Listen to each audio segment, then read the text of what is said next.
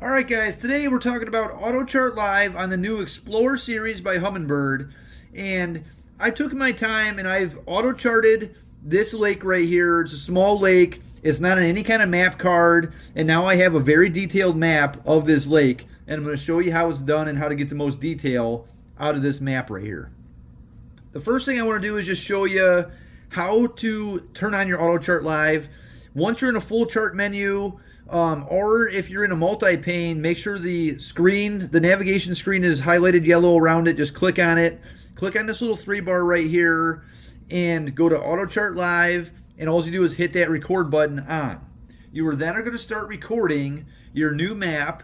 If you have a existing map card that's in this unit, it will go over the top of that, your overlay, over the top of your existing map. Is going to be the most accurate map you can make. Is this Autochart map is going to be dead on 100%. What you want to do is make nice zigzag patterns across the lake.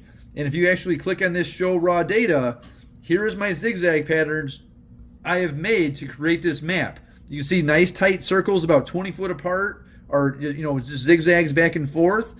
Took a couple hours, did this data, and now I have a complete map of one that no one else has. So go back to show map data. Now this is a great map, but I'm going to show you how to make it better. If you click in here to your Autochart Live options, you have a minimum range and a maximum range. This is the first thing I like to adjust. You want to set this maximum range close to the deepest water that you're going to be fishing. So say the deepest water in here is about 25 foot. We're going to take this maximum range and just drop this down to 25, and we're going to get a lot more colors and more detail out of this map. Now everything over 15 foot is that blue, and we're going to actually go down here, and it comes factory set on this Xplore. Your contour intervals at 3 feet. We want to get that down to 1 to get our 1 foot contour map. Now we have that much more detail inside this map. We could zoom in here. We could actually see, let me exit out of there real fast. Now we could zoom in here. We could see all these contours nice, and we can see these little points sticking out off here. A lot of detail that we didn't get out of the factory unit that we now could have on that Autochart Live map. Alright, you could still use depth highlights, shallow water highlights on this map that you made your Autochart Live.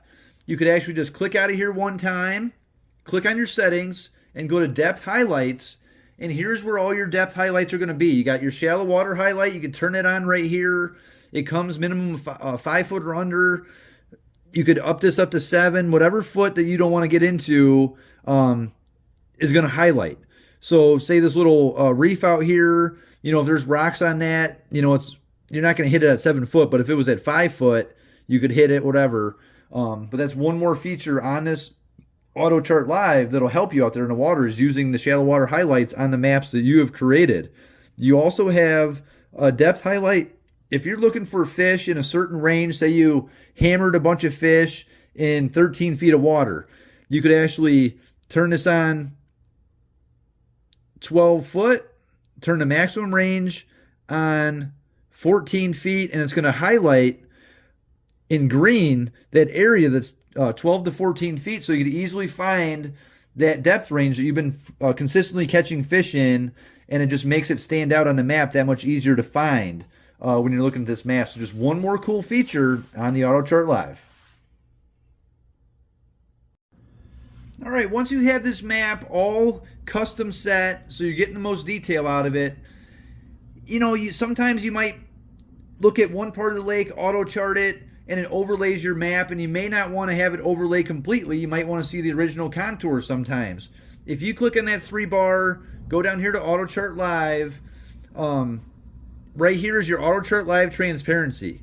You could turn it completely off, and you're going to get your base maps or your card that's already inserted in there.